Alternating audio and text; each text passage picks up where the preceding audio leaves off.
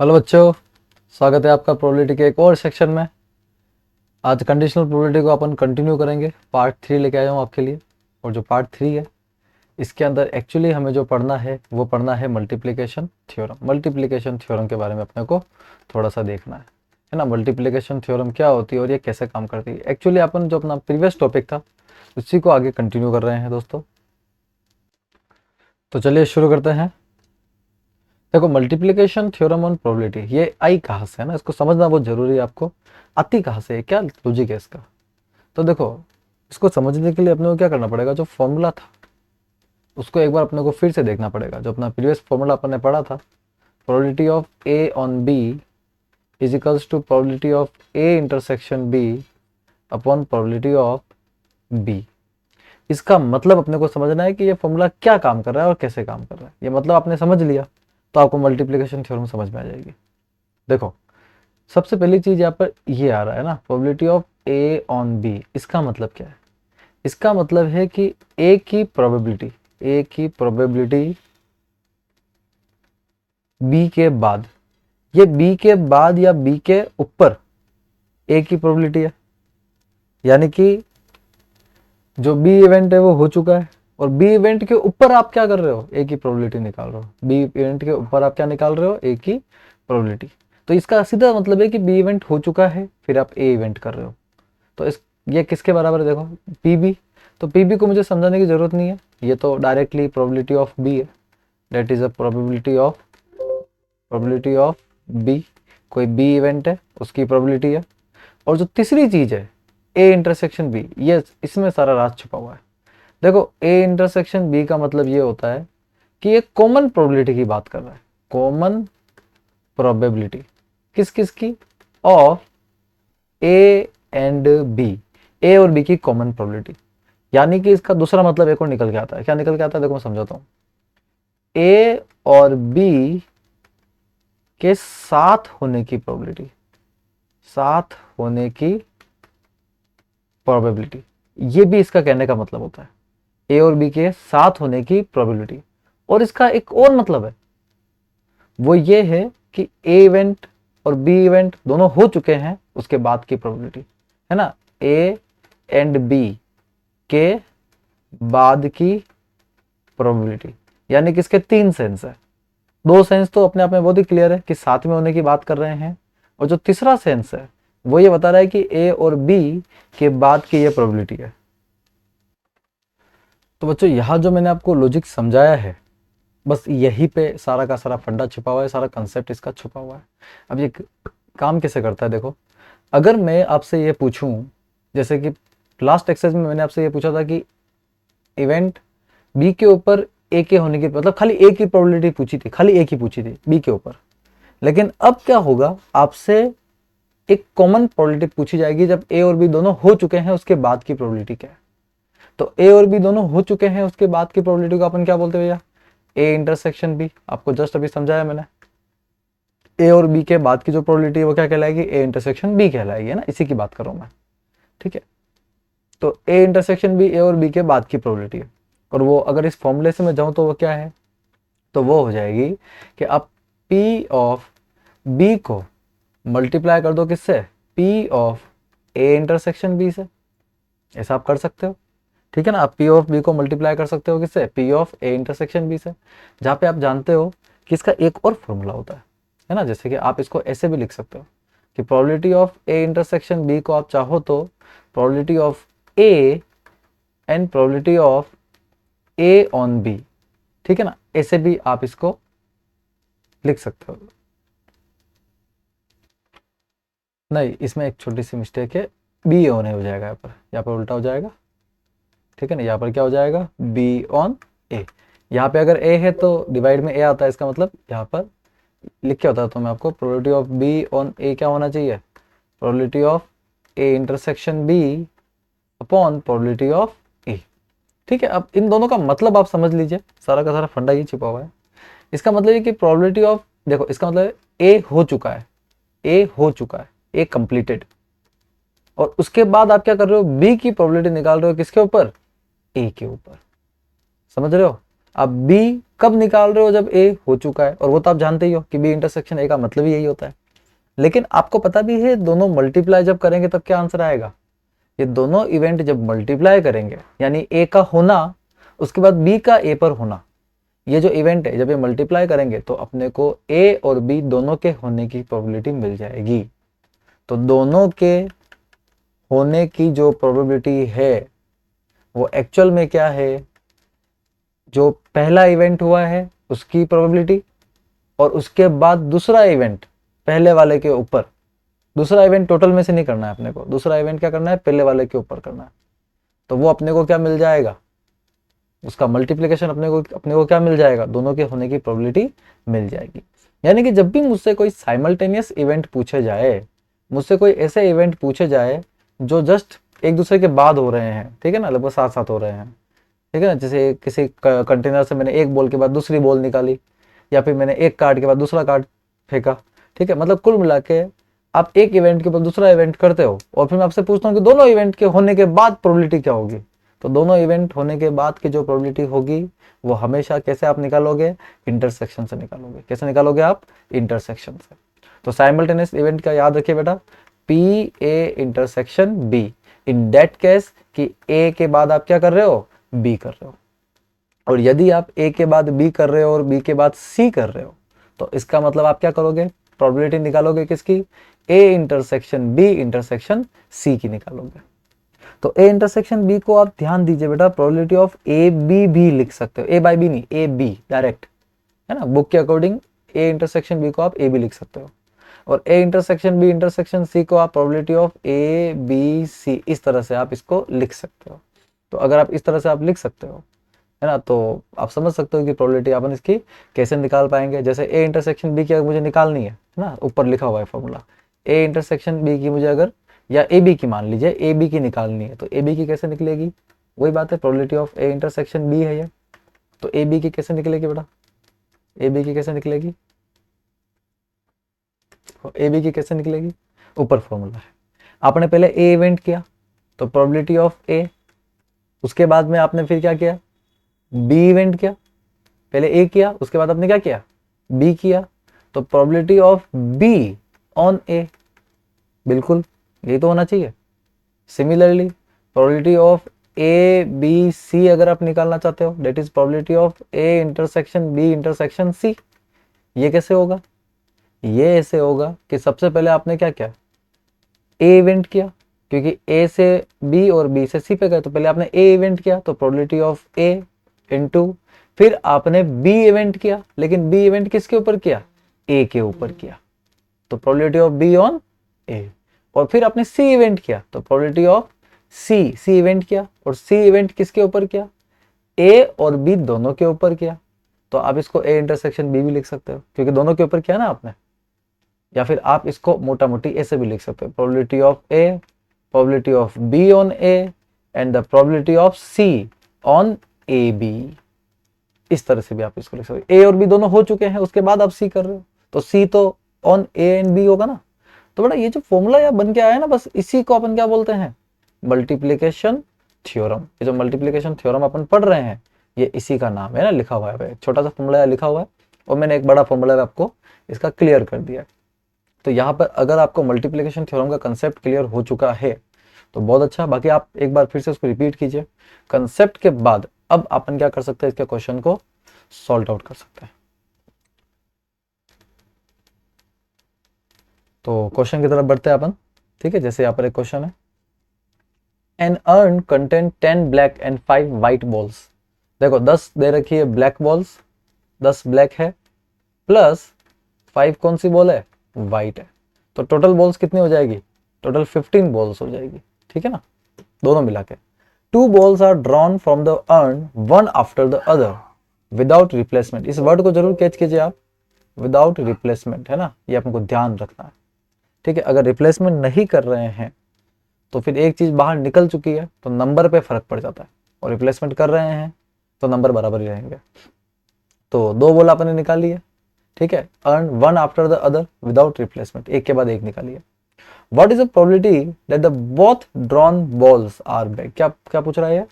Both drawn balls are black. दोनों जो ball हमने निकाली है वो ब्लैक है। तो कुल मिला के ये 2 इवेंट कर रहा है और ये दोनों इवेंट की प्रोबेबिलिटी पूछ रहा है ना। प्रोबेबिलिटी पूछ रहा है कि दोनों बॉल निकाल दी, अब प्रोबेबिलिटी बताओ। तो बात की प्रोबेबिलिटी तो पूछ रहा है। तो आप मान लो कि ई जो है वो हमने फर्स्ट ब्लैक बॉल को हमने क्या मान लिया, ई मान लिया। फर्स्ट ब्लैक बॉल को हमने क्या माना, ई माना। और जो एफ है वो सेकंड ब्लैक बॉल मान लीजिए आप, क्योंकि दोनों बोले इसने ब्लैक निकालने की बात करी है। ठीक है, ई आपका फर्स्ट ब्लैक बॉल है और एफ क्या आपका सेकंड ब्लैक बॉल। तो अपने को क्या निकालना है, अपने को निकालना है ई एफ या ई इंटरसेक्शन एफ, ये तो निकालना है। क्योंकि अपने को एक्चुअली दोनों बॉल के निकलने के बाद की प्रोबेबिलिटी निकालनी है, यानी कि अपने को ई इंटरसेक्शन एफ निकालना है। तो ई इंटरसेक्शन एफ क्या हो जाएगा भैया, ई इंटरसेक्शन एफ क्या होगा, तो पहले कौन सी बॉल निकली, पहले ई निकली।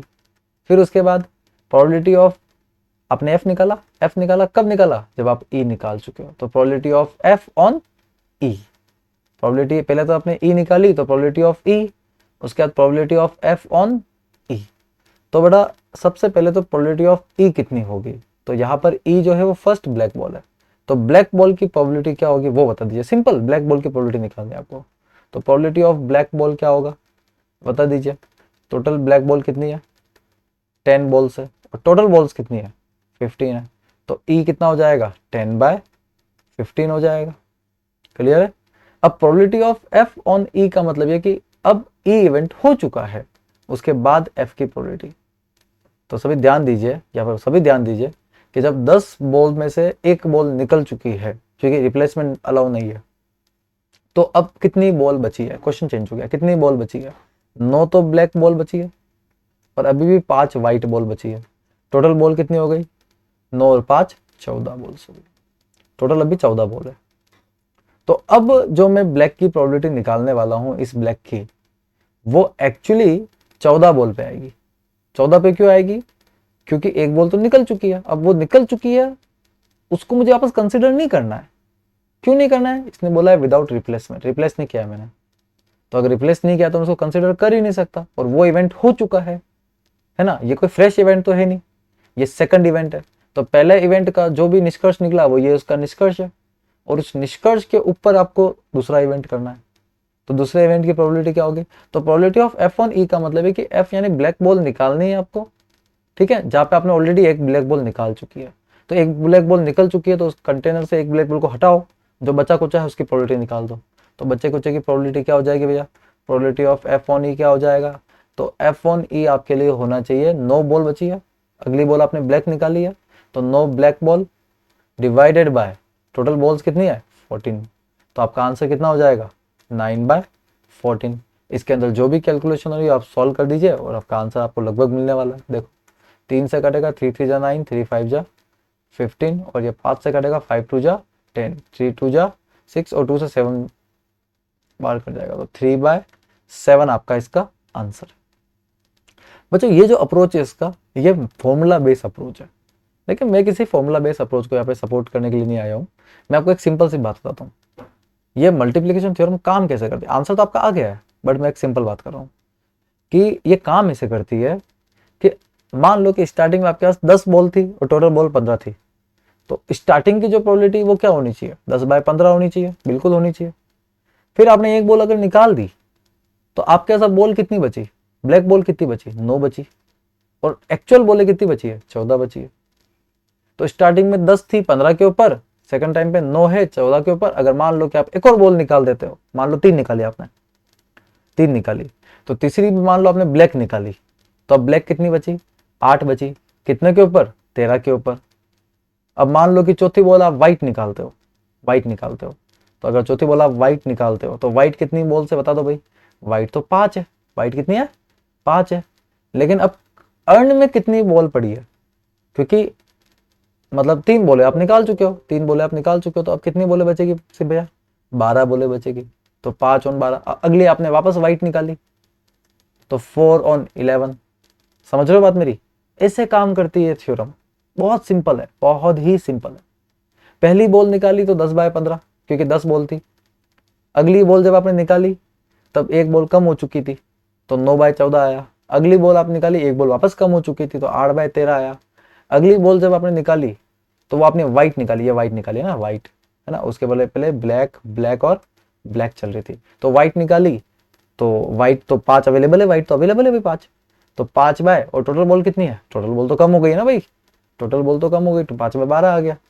ठीक है, अगले आपने वापस वाइट निकालिया, वाइट भी एक कम हो चुकी है, तो 4 बाय 11 आ गया। अब सोचो कि इन सब में आप रिप्लेसमेंट कर देते हैं तो क्या होता, रिप्लेसमेंट अगर करते हैं तो नीचे का सम जो होता है वो एज इट इज ही रहता, और ऊपर भी आप उतने ही निकाल पाते हैं, तो आंसर में कोई फर्क नहीं आता, सेम सेम टर्म्स आती है ना, 10 बाय 15, 10 बाय 15, 10 बाय 15, 3 बार आपने रिप्लेसमेंट करके बॉल निकाली और तीनों बार ब्लैक ब्लैक ब्लैक, तो 10 बाय 15, 10 बाय 15 और 10 बाय 15, इस तरह से ये काम करती है। तो जो नीचे मैंने लिखा है वो अपना क्वेश्चन का पार्ट नहीं है, क्वेश्चन अपना ये भी खत्म हो गया।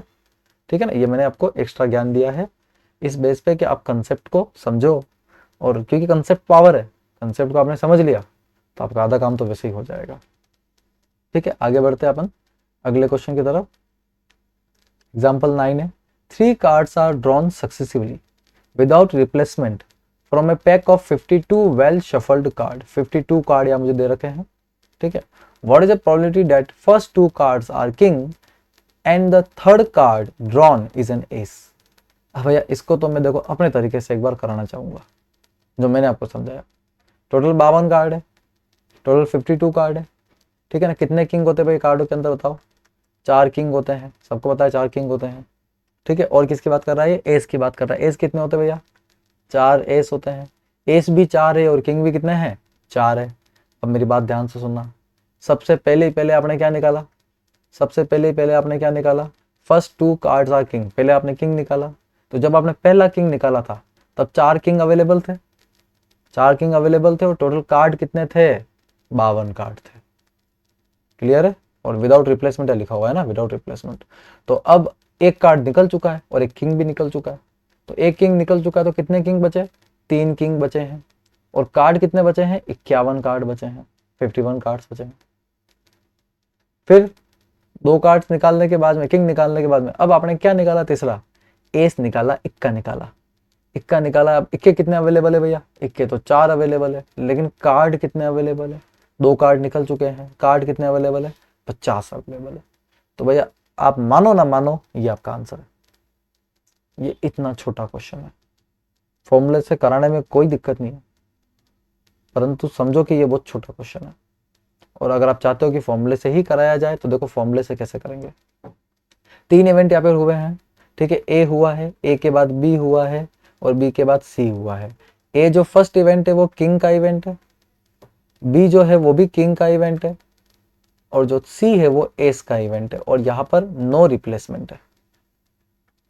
तो आप इसको कैसे लिख सकते हो, आप इसको ऐसे लिख सकते हो कि आपको तीनों का निकालना है, तो probability of A intersection B intersection C, आपको तो तीनों ही निकालना है, तो वो क्या होना चाहिए, तो सबसे पहले प्रोबेबिलिटी ऑफ ए, क्योंकि सबसे पहले आपने ए किया, फिर probability of A, probability of B, sorry probability of B, B की सेकंड नंबर में बी की प्रोबेबिलिटी निकालनी जब ए हो चुका है, फिर प्रोबेबिलिटी ऑफ सी निकालनी है जब ए बी हो चुका है। तो यहाँ पे लिखना शुरू कीजिए, सबसे पहले ए की प्रोबेबिलिटी यानी कि किंग की प्रोबेबिलिटी। अब किंग की प्रोबेबिलिटी क्या है भाई, 4/52 किंग की प्रोबेबिलिटी है। अब यार सीधी सी बात है, एक कार्ड तो कम हो चुका है ना, एक किंग कम हो चुका है और एक कार्ड भी कम हो चुका है, मतलब कुल मिला के किंग एक कार्ड था तो कम हो चुका है। तो अब टोटल कार्ड कितने बचे हैं, 51 कार्ड बचे हैं, कार्ड 51 बचे हैं। ठीक है, और उस पर आपको बी की प्रोबेबिलिटी निकालनी हो, बी वापस कौन है, किंग ही है। अब किंग कितने बचे हैं, 3 किंग बचे हैं, और टोटल कार्ड कितने बचे हैं, 51 कार्ड्स बचे हैं।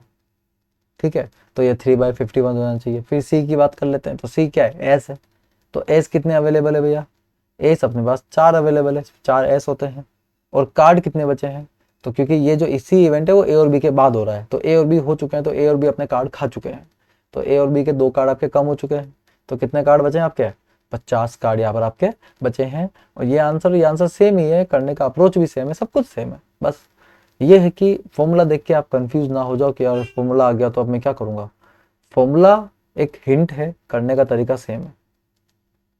क्लियर है सभी को। अब यहाँ पर जो भी काटा काटी हो रही है अपन कर लेते हैं।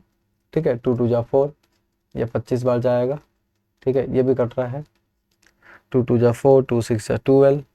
ठीक है, और इधर से यहाँ से आवाज़ काट दीजिए, ये 13 आ जाएगा, ठीक है। और इधर से पिन से काट दीजिए, 3 1 जा 3, 3 7 जा 21, 17 आ रहा है, 13 आ रहा है, 25 आ रहा है। तो ऊपर की तरफ तो खाली 2 बच रहा है, और जो नीचे की तरफ है वो 13 गुणा 17 गुणा 25 बच रहा है, ठीक है। तो एक लंबा चौड़ा सा आंसर बच रहा है, जिसको सॉल्व करेंगे तो लगभग 5525 आ जाएगा, ठीक है ना। तो जो आ गया बस यही अपना रिक्वायर्ड आंसर है। आप इसको चेक कर सकते हो, कोई दिक्कत वाली बात इसमें नहीं है। तो बच्चों आगे बढ़ते हैं अपन। यहाँ पर अब अपन देखते हैं इंडिपेंडेंट इवेंट। अब इंडिपेंडेंट इवेंट क्या होता है, देखो नाम पे चले जाओ भैया। इंडिपेंडेंट इवेंट मतलब एक दूसरे पे डिपेंड नहीं करेंगे। दो कोई इवेंट है जो बिल्कुल एक दूसरे से डिफरेंट है, मतलब वो एक दूसरे पे डिपेंड नहीं कर रहे। आप एक के बाद दूसरा करो या दूसरे के बाद पहला करो, कोई फर्क नहीं पड़ने वाला। किस पे नहीं फर्क पड़ेगा, उनकी प्रोबेबिलिटी पे फर्क नहीं पड़ेगा, उनकी प्रोबेबिलिटी जो है वो अफेक्टेड नहीं हो रही है। तो ऐसे कोई भी इवेंट जिनमें आप, अगर वो इवेंट को आप सेपरेटली करते हो या किसी के बाद करते हो, तो दोनों ही टाइम पे उसका जो आंसर होगा वो क्या आएगा, सेम आएगा। और अगर आपको मेरी बात समझ में नहीं आ रही तो जरा ध्यान दीजिए, एक एग्जांपल लेके समझाता हूँ। जैसे मान लो कि ए के बाद आपने बी इवेंट किया, ए के बाद आपने क्या किया, बी इवेंट किया। तो अगर आप प्रोबेबिलिटी ऑफ बी निकालते हो डायरेक्टली, और एक आप निकालते हो प्रोबेबिलिटी ऑफ बी ऑन ए, क्योंकि बी जो है वो आपने ए के बाद किया है, तो ये दोनों का जो रिजल्ट है वो अगर सेम आता है, सेम आने का मतलब क्या हो गया कि प्रोबेबिलिटी ऑफ बी किसके बराबर हो जाएगी, प्रोबेबिलिटी ऑफ बी ऑन ए। आप ए के बाद बी करो या फिर आप बी करो, कोई फर्क नहीं पड़ेगा, आंसर सेम ही आएगा। आप चाहो तो ए के बाद बी करो या डायरेक्टली बी करो, सेम आंसर आता है। तो ऐसा कोई अगर इवेंट जिसके अंदर आप उस इवेंट को किसी इवेंट के बाद करो या भले आप पहले करो या आप कभी भी करो, आपकी प्रोबेबिलिटी का आंसर हमेशा क्या रहेगा, सेम रहेगा। ऐसे इवेंट को अपन क्या बोलते हैं, इंडिपेंडेंट इवेंट।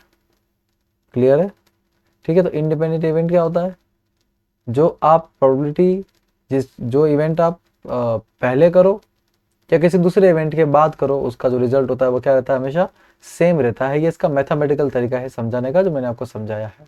डेफिनेशन ऊपर लिखी हुई है, E and F are two events such that the probability of occurrence of one of them, किसी भी एक के होने की probability is not affected by the occurrence of the other. दूसरा हो जाएगा उसके बाद से कोई फर्क नहीं पड़ेगा। तो ऐसे इवेंट को अपन क्या बोलेंगे, इंडिपेंडेंट इवेंट। तो यहाँ पर प्रोबेबिलिटी ऑफ E के बाद F की प्रोबेबिलिटी है ना, अगर आप सॉरी F के बाद E की प्रोबेबिलिटी जो होगी, ठीक है, वो प्रोबेबिलिटी ऑफ E के बराबर होगा, सीधी सी बात है ना। E को आप F के बाद करो या E को आप सेपरेटली करो, बात एक ही है। या फिर probability of F after E, F की प्रोबेबिलिटी E के बाद, या फिर आप F के डायरेक्टली करो, या आपका रिजल्ट क्या आएगा, सेम आएगा, ठीक है ना। कोई भी इवेंट हो सकते हैं इस तरह के, बस उनकी जो प्रोबेबिलिटी है वो एक दूसरे पर डिपेंड नहीं करनी चाहिए, ठीक है। ये इसका मैथमेटिकल मीनिंग होता है। तो यहाँ पर इसकी एक बेसिक डेफिनेशन आ जाती है ना, वो जो भी आपको बताई थी वही डेफिनेशन है इसकी, ठीक है। Probability of F on E is equals to probability of F and probability of E on F is the probability of E, ठीक है। आप ई और एफ को इवेंट कर रहे हो, ठीक है, तो भले ही आप ई के बाद एफ करो या एफ के बाद ई करो, ये दोनों को एक दूसरे की प्रोबेबिलिटी पे कोई चेंजेस नहीं करना होगा, करेंगे भी नहीं, है ना। तो आप प्रोबेबिलिटी ऑफ, अगर आप ई के बाद अगर आप एफ कर रहे हो तो प्रोबेबिलिटी ऑफ एफ, ठीक है, and probability of F after E same आएगा, ठीक है। और अगर एफ के बाद आप ई कर रहे हो तो प्रोबेबिलिटी ऑफ ई सेम आएगा, प्रोबेबिलिटी ऑफ ई की ही आफ्टर एफ, है ना। ई की आप एफ के बाद करो या ई की आप अलग से करो, आंसर आपका क्या आएगा, सेम आएगा। इसके रैंडम बहुत सारे एग्जांपल हो सकते हैं, ठीक है, पर ये इस तरह के कुछ इवेंट्स होते हैं। कुल मिला के प्रोबेबिलिटी क्या आनी चाहिए, आप बाद में करो या पहले करो, आंसर आपका सेम आना चाहिए। वो इवेंट आपने हो कर दिया तो उसका इस पे कोई फर्क नहीं पड़ना चाहिए। डेट्स वाई अपन इसको बोलते भी क्या है, इंडिपेंडेंट, एक दूसरे पे डिपेंड ना करने वाले। फिर अपन बात कर लेते हैं इसके फॉर्मूले की। तो यहाँ पर आपको इसका फॉर्मूला दिख गया होगा, है ना। यहाँ पे इसकी डेफिनेशन 3 भी आ गई है और ये इसकी मेन डेफिनेशन है और ये इंपॉर्टेंट है, ठीक है ना। इसके 1 मार्क के क्वेश्चन एग्जाम में कई बार पूछे गए हैं। तो probability of E intersection F, अगर आप निकालते हो तो वो probability of E and probability of F, देखो इसका बहुत सिंपल सा लॉजिक है। जैसे probability of E on F अगर आप निकालते हो तो वो आएगा probability of E intersection F upon probability of F, यही आएगा। तो यहाँ से मुझे बताओ कि probability of E intersection F क्या आएगा, probability of F into probability of E on F. अब एक बात बताओ, अगर एफ और ई जो है वो इंडिपेंडेंट है तो इसका मतलब ये कि ई को आप एफ के बाद करो या ई को आप अपने आप डायरेक्ट ही कर लो, है ना। प्रोबेबिलिटी आप ई को आप डायरेक्ट कर लो या एफ के बाद करो, प्रोबेबिलिटी तो सेम आएगी कि नहीं आएगी। ई की प्रोबेबिलिटी डायरेक्टली और ई की प्रोबेबिलिटी आफ्टर एफ सेम आनी चाहिए। तो अगर ये सेम आएगी, इसको मैं अगर वापस ऊपर पुट करता हूँ तो देखो probability of E intersection F कितना आ जाएगा, probability of F into A by F को मैं क्या लिख सकता हूँ, प्रोबेबिलिटी ऑफ ई लिख सकता हूँ। तो सभी आप ध्यान देंगे कि probability of E intersection F यहाँ पे क्या आएगा, probability of F into probability of E, है ना। दो दे रखे हैं इस तरह से एफ और ई इवेंट, तो दोनों का मल्टीप्लाई अगर आप करके देखते हो तो आपका आंसर क्या आना चाहिए। देखो इसका मतलब ये है कि अगर आपको क्वेश्चन में क्या दिया होगा, मैं समझा देता हूँ कि ई दे रखा होगा उसकी प्रोबेबिलिटी आप निकालेंगे, एफ दे रखा होगा उसकी प्रोबेबिलिटी आप निकालेंगे और आप दोनों की कॉमन प्रोबेबिलिटी निकालेंगे ई इंटरसेक्शन एफ से। तो वो जो रिजल्ट है वो इस कंडीशन को जस्टिफाई करेगा। कौन सी कंडीशन, जो आपके सामने बन रही है, ठीक है, कि probability of F into probability of E बराबर probability of E intersection F. तो उस इवेंट को क्या कहा जाएगा, इंडिपेंडेंट इवेंट, यानी ये सीधा भी काम करता है और ये उल्टा भी काम करता है। क्लियर है सभी को, ठीक है ना। फिर अपन आगे देख लेते हैं। यहाँ पर एक काफी इंपॉर्टेंट पॉइंट है जो अब सभी को ध्यान देना चाहिए। देखो दोस्तों, इंडिपेंडेंट इवेंट को ऐसे भी समझा जा सकता है जो दोनों इवेंट साथ साथ नहीं होते। क्योंकि देखो इंडिपेंडेंट इवेंट जो होता है, ठीक है, वो कुछ इस तरह के इवेंट होते हैं जो बिल्कुल अलग अलग होते हैं, एक दूसरे पे डिपेंड नहीं करते। तो जाहिर सी बात है कि वो अलग अलग तरीके से हो रहे हैं, ठीक है। जैसे मैं एग्जाम्पल के लिए आपको एक एग्जाम्पल आपको दे सकता हूँ, जैसे डाइस का एग्जाम्पल मैं आपको देता हूँ, ठीक है। आपने एक डाइस को क्या किया, रोल किया, डाइस के अंदर 1 2 3 4 5 6 इस तरह से आपके नंबर, आपके इस तरह नंबर आ सकते हैं। तो यहाँ पर कोई भी एक नंबर आने की जो प्रोबेबिलिटी है, जैसे मान लो कि प्रोबेबिलिटी ऑफ 3 मैंने आपसे पूछा, तो वो क्या होगी, 1/6 होगी। आप एक बार डाइस को रोल करते हो तो इस तरह से आपकी प्रोबेबिलिटी आएगी। मान लो कि आप अगेन इसको रोल करते हो, अगेन आप क्या करते हो, डाई को रोल करते हो, तो फिर आपको वही 1 1 1 2 इस तरह से आपको बहुत सारी प्रोबेबिलिटी, मतलब बहुत सारे इवेंट आपको मिलेंगे। और उनमें से फिर मैं अगर किसी एक की भी प्रोबेबिलिटी आपसे पूछूं कि प्रोबेबिलिटी ऑफ 1 2 क्या होगी, तो आप क्या बोलोगे, वो होगी 1/36। तो यहाँ पर आपको देखना है कि ये जो प्रोबेबिलिटी है ना, एक दूसरे को अफेक्ट नहीं कर रही है, ठीक है ना, एक दूसरे से इनको कोई लेना देना नहीं, ठीक है। तो अगर लेना देना नहीं है तो ऐसे इवेंट को अपन क्या बोलेंगे, इंडिपेंडेंट इवेंट अपन बोलेंगे, है ना। आप एक बार डाई को रोल करते हो, मान लो 3 आता है, ठीक है, और 3 के बाद आप डाई को रोल करते हो, कुछ भी और नंबर आता है, ठीक है। तो प्रोबेबिलिटी ऑफ 3 की अगर मैं बात करूं इस वाले इवेंट में, प्रोबेबिलिटी ऑफ 3 की मैं बात करूं, ठीक है ना, तो आप जानते हो कि 3 की जो प्रोबेबिलिटी है, 3 कितनी बार आया है इसके अंदर, ठीक है, 3 कितनी बार आया है। तो कोई भी इवेंट होने के बाद में ना, कोई भी ऑन मतलब किसी के ऊपर 3, जैसे 1 के ऊपर 3, 2 के ऊपर 3, इस तरह से 3 कितनी बार आया, 6 बार आया। और टोटल इवेंट कितना है यहाँ पे, 36।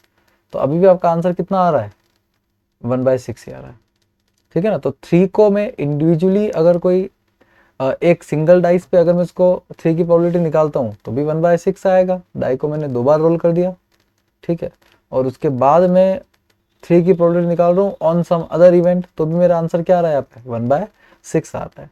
तो बड़ा ये तो हो गया इंडिपेंडेंट इवेंट, लेकिन यहाँ पर म्यूचुअली एक्सक्लूसिव, ठीक है ना। क्योंकि देखो कई बार क्या होता है, बच्चे कंफ्यूज होते हैं इंडिपेंडेंट इवेंट और म्यूचुअली एक्सक्लूसिव इवेंट के अंदर। क्योंकि म्यूचुअली एक्सक्लूसिव का मतलब भी एक तरह से अलग अलग इवेंट होता है और इंडिपेंडेंट का मतलब भी अलग अलग होता है, पर ऐसा नहीं है। देखो म्यूचुअली एक्सक्लूसिव का मतलब वाकई में अलग अलग इवेंट होता है, लेकिन इंडिपेंडेंट इवेंट का मतलब ये होता है कि ऐसे इवेंट जो जिसमें कॉमन तो आएगा, कॉमन कुछ ना कुछ तो आएगा ही आएगा, है ना, बट वो एक दूसरे की प्रोबेबिलिटी को अफेक्ट नहीं करेगा। जैसे ई और एफ कोई 2 इवेंट है, ई और एफ कोई 2 इवेंट है, तो उन दोनों इवेंट के अंदर आपको कुछ ना कुछ कॉमन मिल जाएगा, पर वो कॉमन होने की वजह से इनकी प्रोबेबिलिटी पे कोई फर्क नहीं पड़ेगा। जैसे ई की प्रोबेबिलिटी को एफ से कोई चेंज नहीं कर सकता, या एफ की प्रोबेबिलिटी को आप ई की प्रोबेबिलिटी आप निकालते हो एफ के ऊपर, या आप अलग से ई की निकालते हो, तो आंसर आपका सेम ही आएगा। ठीक है, वो अलग अलग नहीं आएगा, एक दूसरे पे कोई अफेक्ट नहीं करेंगे। लेकिन जो म्यूचुअली एक्सक्लूसिव इवेंट होता है उसके अंदर बिल्कुल ही डिफरेंट इवेंट होता है। ठीक है ना, बिल्कुल ही डिफरेंट इवेंट। जैसे यही पे एग्जांपल ले लूँ, डाइस वाले एग्जांपल ले लूँ, तो म्यूचुअली एक्सक्लूसिव इवेंट कैसा होगा डाइस के अंदर? जैसे मान लो प्रोबेबिलिटी ऑफ 2 आप निकालते हो, ठीक है ना, तो वो एक अलग चीज़ है ना। प्रोबेबिलिटी 2 क्या होगा, 1/6 होगा, और प्रोबेबिलिटी आप 3 निकालते हो जो कि 1/6 होगा, तो ये एक अलग इवेंट है। तो किसी भी एक के आने, जैसे 2 के आने की प्रोबेबिलिटी या 3 के आने की प्रोबेबिलिटी, ये दोनों जो इवेंट है ये म्यूचुअली एक्सक्लूसिव इवेंट है। ठीक है ना, क्योंकि कोई भी एक नंबर आने की प्रोबेबिलिटी को वाकई में दूसरे से हकीकत में कोई मतलब भी नहीं है, और इनका आपस में कुछ कॉमन भी नहीं है। ठीक है ना, प्रोबेबिलिटी ऑफ 2 आना बिल्कुल अलग चीज़ है, 3 आना बिल्कुल अलग चीज़ है, कुछ भी कॉमन नहीं आ रहा है, तो कुछ भी कॉमन नहीं है, दैट मीन्स वो म्यूचुअली एक्सक्लूसिव है। म्यूचुअली एक्सक्लूसिव इवेंट के लिए क्या होता है, सभी ध्यान देंगे, ए इंटरसेक्शन बी क्या हो जाता है, नल हो जाता है, जीरो हो जाता है। ठीक है ना, मतलब ए इंटरसेक्शन बी नल हो जाता है, और जो प्रोबेबिलिटी होती है ए इंटरसेक्शन बी की वो क्या हो जाती है, जीरो हो जाती है। प्रोबेबिलिटी कोई एग्जिस्ट नहीं करने वाली है अगर वो इवेंट म्यूचुअली एक्सक्लूसिव इवेंट। लेकिन ऐसा ऐसा इंडिपेंडेंट में नहीं है। इंडिपेंडेंट में P of A intersection B P of A into P of B के बराबर है ना, यानी दोनों में फर्क है। बिल्कुल ऐसा नहीं है कि बिल्कुल ही। ठीक है, तो म्यूचुअली इंडिपेंडेंट अगर अपन बोल रहे हैं तो इसका मतलब क्या हो गया, ए इंटरसेक्शन बी में क्या होगा इसका फॉर्मूला, पी ऑफ ए और पी ऑफ बी। लेकिन यही अगर एक्सक्लूसिव होता तो एक्सक्लूसिव में इंटरसेक्शन का आंसर ही क्या आ जाता बेटा, जीरो आ जाता। इंटरसेक्शन का आंसर क्या आ जाता, इंटरसेक्शन का आंसर 5 आ जाता और प्रोबेबिलिटी जीरो आ जाती। वैसे ही प्रोबेबिलिटी ऑफ ए इंटरसेक्शन से आप निकालोगे तो probability of A and probability of C का मल्टीपल होगा। बी इंटरसेक्शन से ही निकालोगे तो प्रोबेबिलिटी ऑफ बी और प्रोबेबिलिटी ऑफ सी का मल्टीपल होगा। और अगर सबका आप साथ में निकालना चाहते हो, A intersection B intersection C, आप चेक करना चाहते हो कि ए बी सी तीनों ही क्या है, इंडिपेंडेंट है, तो उसके लिए आप चाहो तो प्रोबेबिलिटी ऑफ ए बी और सी तीनों को मल्टीप्लाई भी कर सकते हो। ठीक है ना, इस तरह से भी आप सॉल्व कर सकते हो, और ये वाला आपको ध्यान रखना है। 3 इवेंट के लिए ये इसका फॉर्मूला होता है। तो बड़ा हो यहाँ पर ध्यान दीजिएगा। आई होप काफ़ी हद तक आपको म्यूचुअली जो इंडिपेंडेंट इवेंट होता है वो आपको समझ में आ गया होगा। इंडिपेंडेंट इवेंट क्या होता है और कैसे काम करता है ये आपको आइडिया लग गया होगा। ठीक है ना, आइडिया आपको लग गया होगा। और यहाँ पे अगर मैंने मुंह से गलती से एक्सक्लूसिव निकल गया हो तो माफ़ कीजिएगा। इंडिपेंडेंट इवेंट की ही बात कर रहा हूँ मैं यहाँ पर सभी। ठीक है, all are the independent event. 2 event अगर इंडिपेंडेंट है तो आपस में मल्टीप्लाई करना है, और 3 है तो तीनों को मल्टीप्लाई करना है। That's the concept. ठीक है, तो यहाँ से अब अपन चाहे तो क्वेश्चन इसके स्टार्ट कर सकते हैं।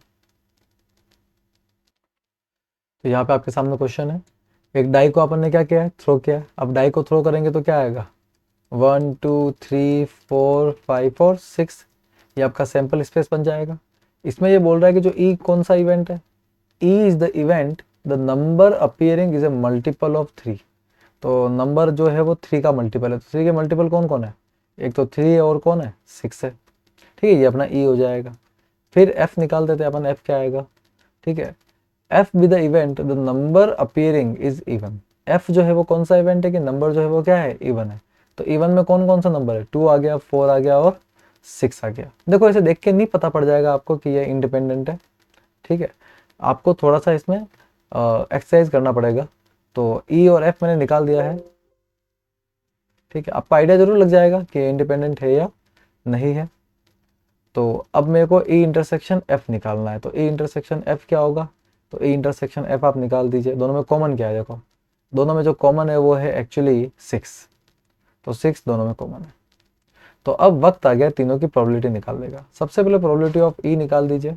तो ई के अंदर कितने इवेंट है भैया, ई के अंदर 2 इवेंट है। ठीक है ना, इसके अंदर 3 इवेंट है और यहाँ पर ओनली 1 इवेंट है। ठीक है, तो ई की प्रोबेबिलिटी क्या हो जाएगी, 2/6। वैसे ही एफ की प्रोबेबिलिटी क्या हो जाएगी, कितने इवेंट है एफ के अंदर, 3 है, तो 3/6।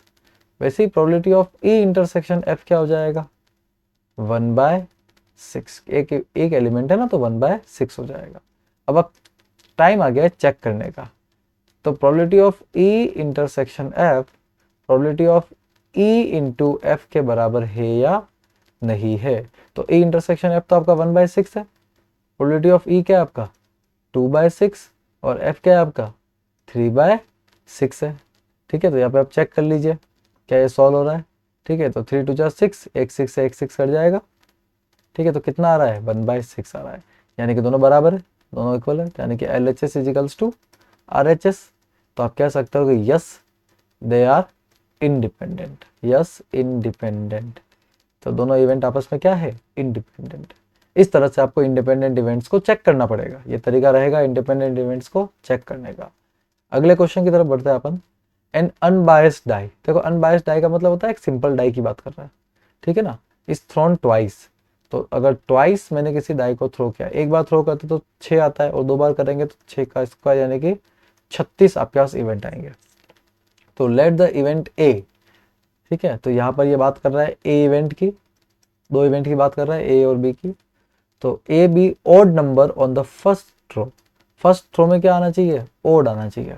अब फर्स्ट में ओड आने का मतलब ये है कि फर्स्ट में 1 आ सकता है, 3 आ सकता है और 5 आ सकता है, तो फर्स्ट में ओड आना चाहिए, तो 1 आ गया। तो 1 के साथ देखो 1 आ सकता है, 1 के साथ फिर 2 आ सकता है, ऐसे करके 1 के साथ में 6 तक आ जाएगा। फिर 3 आ सकता है, 3 के साथ में 1 आ सकता है, ऐसे लेके 3 के साथ में 6 आ जाए। फिर 5 आ सकता है, 5 के साथ में 1 आ सकता है, ऐसे लेके 5 के साथ में भी क्या आ जाए 6 आ जाए, है ना। कितने इवेंट हो गए टोटल काउंट कर लीजिए आप।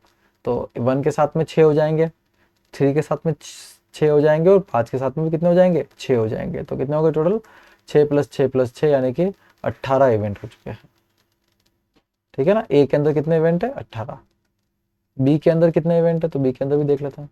B the event odd number on the second throw, second throw में ओड नंबर आना चाहिए, तो सेकंड थ्रो में ओड नंबर आना चाहिए। फर्स्ट में तो कुछ भी आ सकता है, तो सेकंड में ओड आना चाहिए। तो देखो फर्स्ट में मान लो 1 आता है, फर्स्ट में 1 आता है, ठीक है, तो 1 के बाद में ओड आना चाहिए ना, तो इवन नहीं आना चाहिए, तो ओड 1 के बाद 1 आ सकता है, फिर 1 के बाद में 3 आ सकता है, और फिर 1 के बाद में 5 आ सकता है, ये ओड आ गया।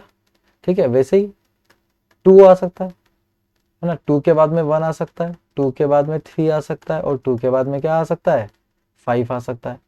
वैसे ही मेरी बात सुनना आप, 3 के बाद में भी सेम चीज़ होगी, 4 के बाद में भी सेम चीज़ होगी, और 5 के बाद में भी सेम चीज़ होगी, और 6 के बाद में भी सेम चीज़। क्या सेम चीज़ होगी, 3 के बाद में भी 1 आ सकता है, 3 आ सकता है, 5 आ सकता है, 4 के बाद में भी 1 आ सकता है, 3 आ सकता है, 5 आ सकता है।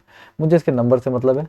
कितने यहाँ पर बन रहे हैं टोटल देखो, 1 के 3 बनेंगे, 2 के भी 3 बनेंगे, 3 के भी 3 बनेंगे, यानी सबके 3 बनेंगे, तो 6 के 3 बनेंगे, 6 × 3 कितना हो गया 18।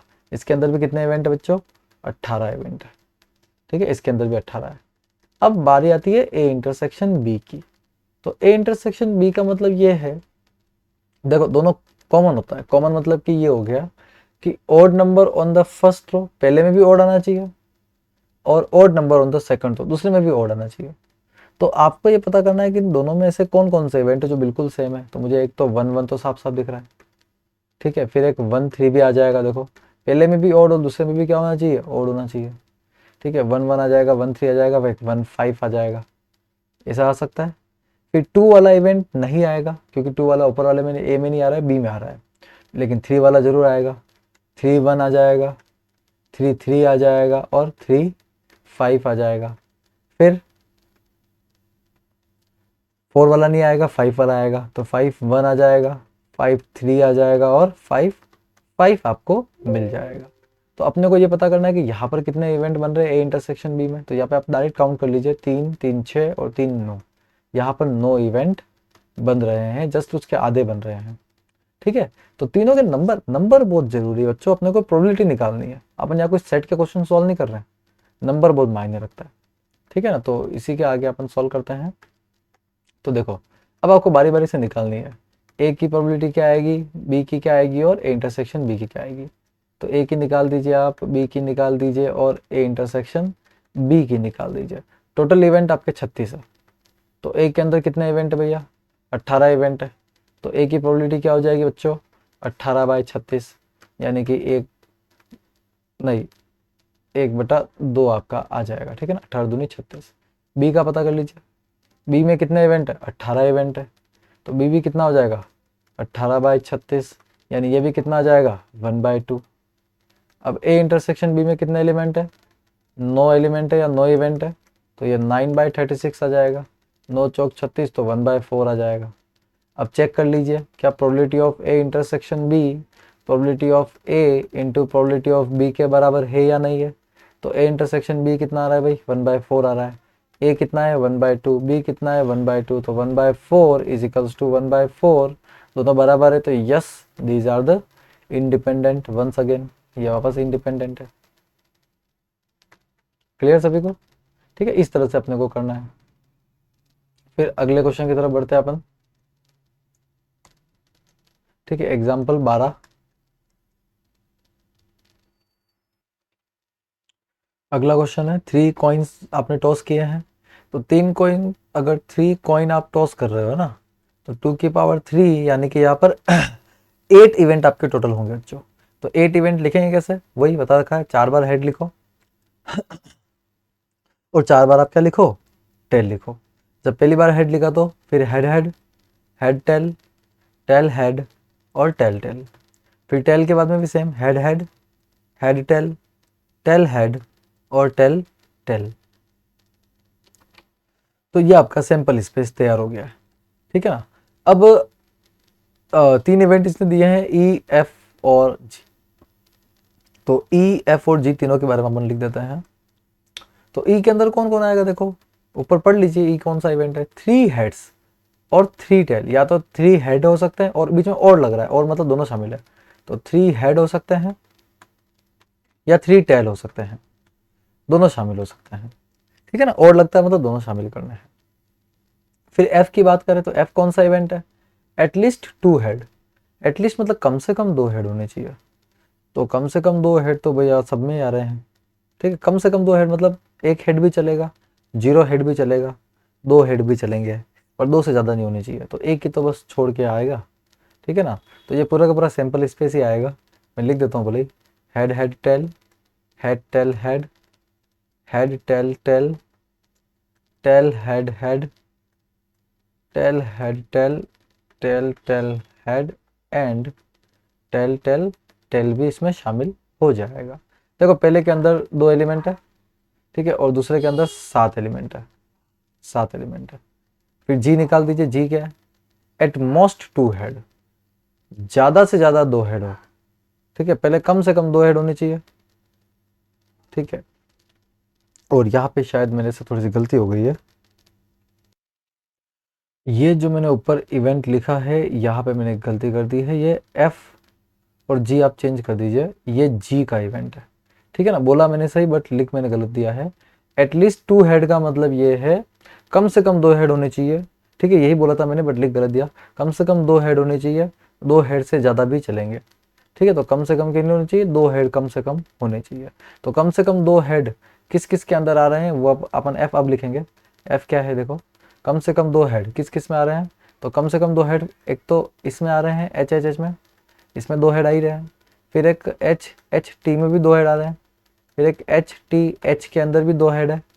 फिर एक टी एच एच के अंदर भी 2 हेड है ना। और टोटल यहाँ पे कितने एलिमेंट है, 4 एलिमेंट है, ठीक है। तो यहाँ पे थोड़ी सी गलती हो गई थी, आप फिर से समझ लीजिएगा कि एटलीस्ट 2 हेड मतलब कम से कम 2 हेड आने चाहिए, 2 से ज़्यादा हेड भी चलेंगे। तो कम से कम 2 हेड यहाँ पे आ रहे हैं और 2 से ज़्यादा हेड भी यहाँ पर आ रहे हैं। और जो जी था वो एट मोस्ट 2 हेड्स था, यानी कि ज़्यादा से ज़्यादा 2 हेड, तो ज़्यादा 2 हेड के अंदर आप कम वाले को शामिल करोगे, ठीक है ना। ज़्यादा 2 हेड मतलब आप ज़्यादा 2 हेड लिख सकते हो, 3 हेड आपको नहीं लिखना है ना। तो ये बिल्कुल जी एकदम करेक्ट है, ठीक है। ई आपका बता दिया गया है, एफ आपको बता दिया है, तो ई जी और एफ आपको मिल चुका है।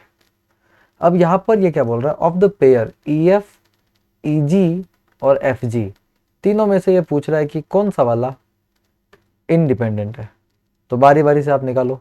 तो देखो सबसे पहले अपन ई एफ को चेक कर लेते हैं। तो सबसे पहले अपन ई एफ को चेक कर लेते हैं। तो ई एफ को जब अपन चेक करेंगे तो अपने को ई इंटरसेक्शन एफ निकालना पड़ेगा।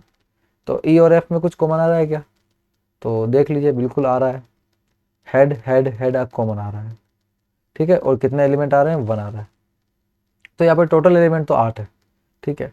तो probability of E intersection F बराबर होनी चाहिए probability of E into probability of F के लिए, अगर इसको इंडिपेंडेंट होना है तो ई इंटरसेक्शन एफ का तो रिजल्ट आपके सामने 1/8 आएगा, ठीक है ना, क्योंकि ई इंटरसेक्शन एफ में एक एलिमेंट है और टोटल यहाँ पर 8 एलिमेंट है।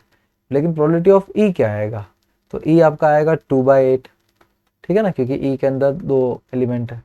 और प्रोबेबिलिटी ऑफ एफ क्या आएगा, तो एफ आपका आ जाएगा 4/8 आपका आ जाएगा, ठीक है ना, 4/8 आपका आ जाएगा। तो 4 2 8 और 8 से 8 का तो 1/8 आपका आ रहा है, यानी LHS और RHS बराबर है।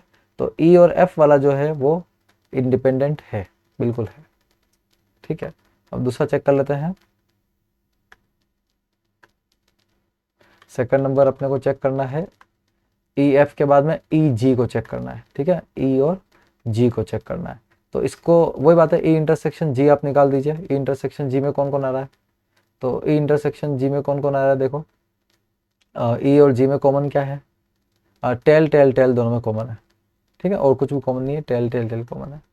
तो इसमें कॉमन क्या है, टेल टेल टेल, ठीक है। तो कितने इवेंट हो गए आपके, सिंगल इवेंट है, 1 ही है, ठीक है। तो वही चेक करना है, probability of E intersection G बराबर होना चाहिए किसके, probability of E into probability of G.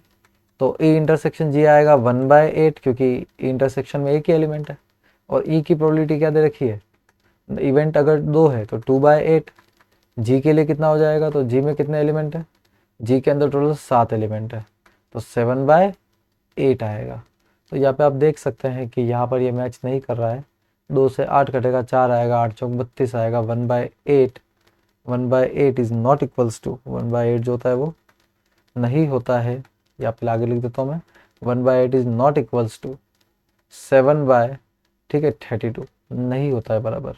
तो ये नॉट इंडिपेंडेंट, यहाँ पर अपने पास पहली बार नॉट इंडिपेंडेंट का एक इवेंट अपने को नज़र आया है, ठीक है। थर्ड नंबर पे देख लीजिए, तीसरा जो पेयर था वो किसका था, एफ जी का पेयर था।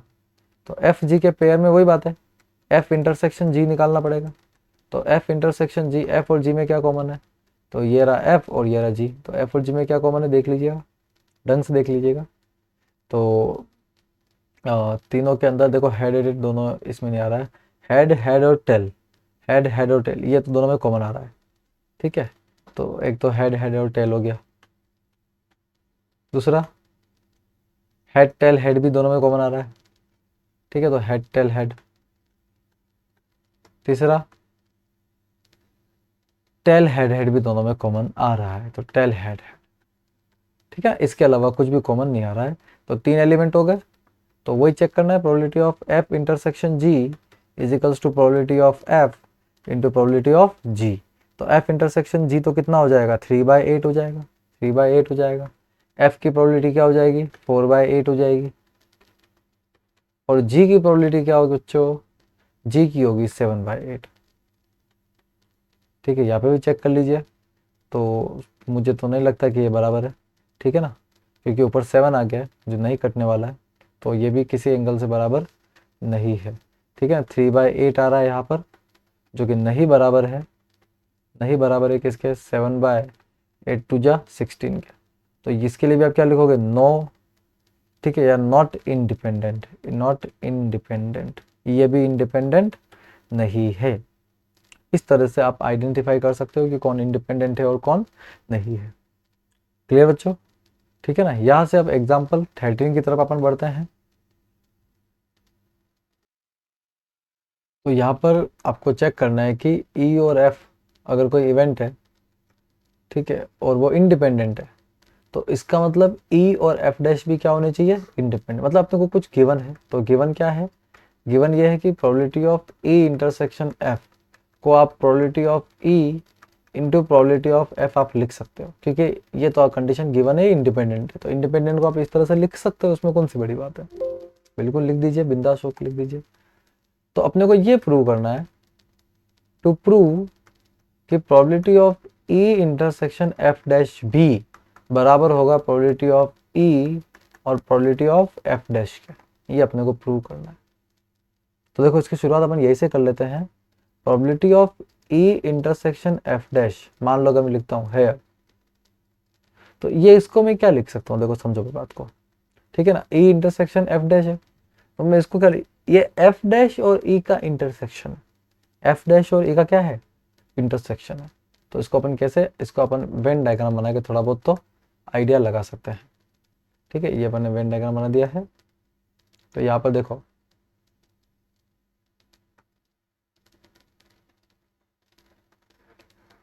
ये दो इवेंट अपन ले लेते हैं, ठीक है। ये अपना हो जाएगा ए, सॉरी ई और एफ मान लेते हैं अपन इसको, ये अपना ई हो जाएगा और ये अपना हो जाएगा एफ।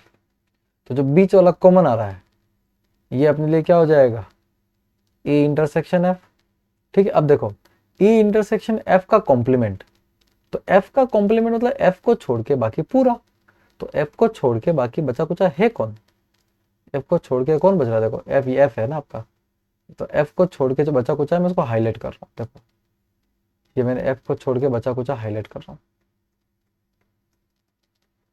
तो देखिए एफ को छोड़ के बचा कुचा, पर देखिए आप कौन कौन, ठीक है, ये भी शामिल है इसके अंदर, सॉरी ये भी शामिल है, ठीक है, बस एफ शामिल नहीं है।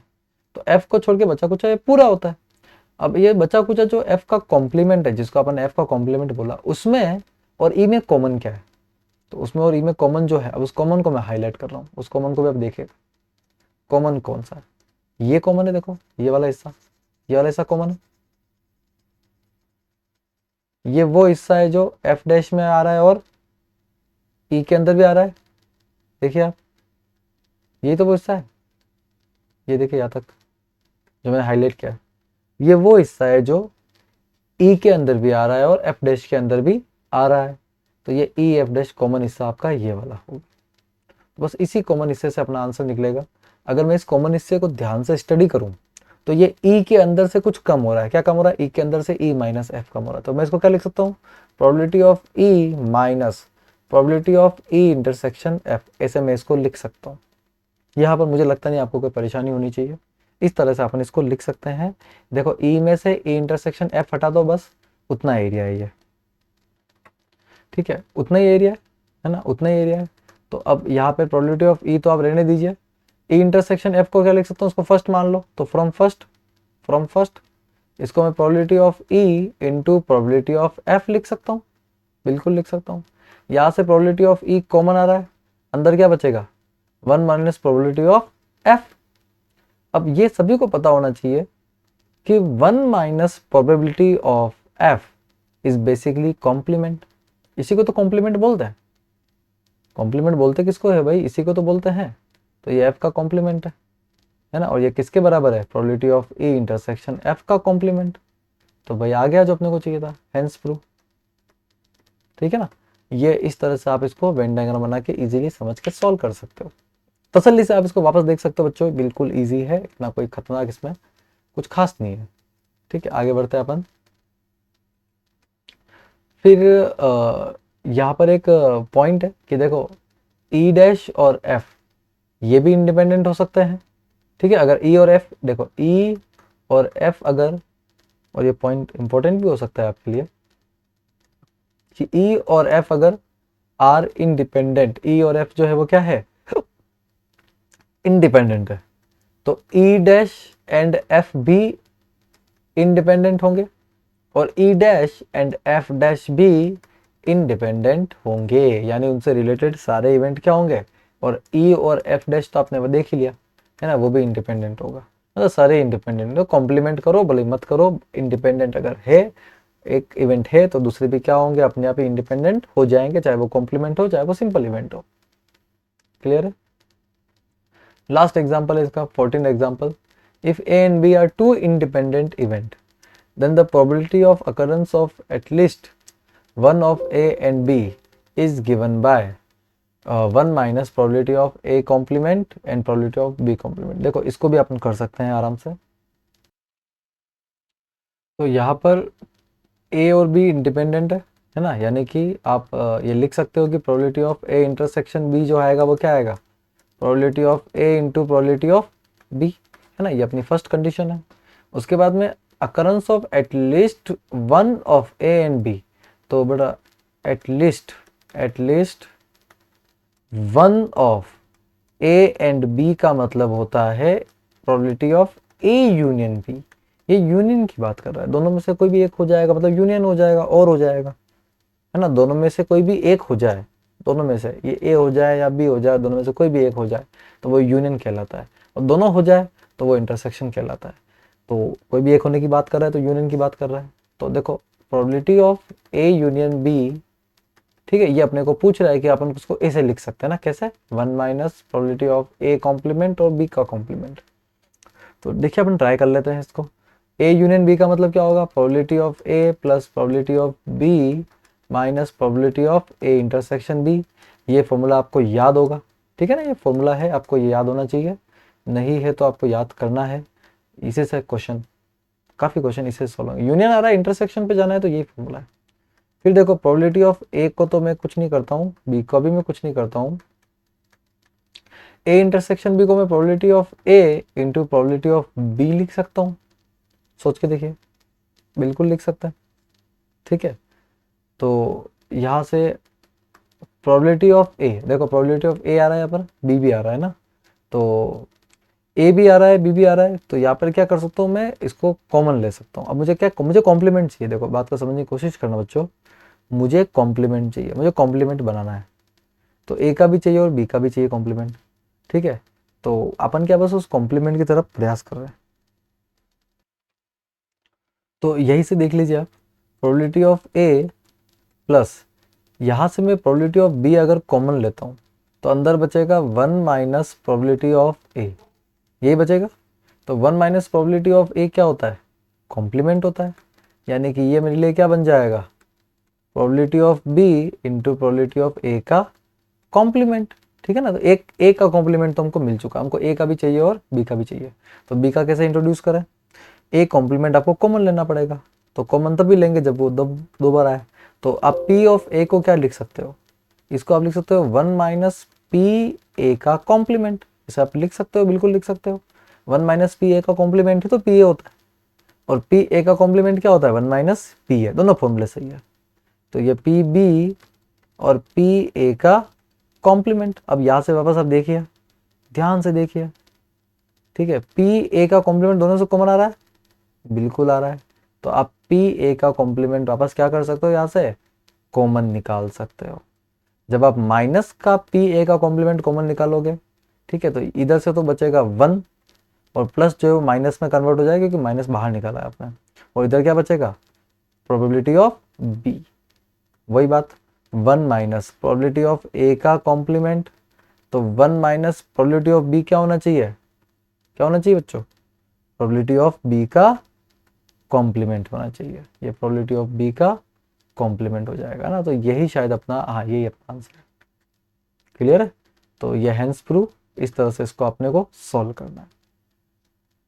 तो जो अपन ने किया है यही अपनी एक्सरसाइज है, ठीक है ना, मतलब एक्सरसाइज मतलब एग्जाम्पल्स है। तो यहाँ पर आपने कंसेप्ट वगैरह सीख लिया है ना, इसी में उम्मीद करता हूँ। और एक्सरसाइज भी आप आराम से कर सकते हैं, हालांकि अगले वीडियो में एक्सरसाइज आपके लिए बन के तैयार है, ठीक है। अगले वीडियो के साथ ही आपको एक्सरसाइज भी मिल जाएगी, और जो भी इसका सॉल्यूशन मैंने दिया है वो आपको टेलीग्राम ग्रुप पे मिल जाएगा। बहुत बहुत धन्यवाद आपका वीडियो में बने रहने के लिए।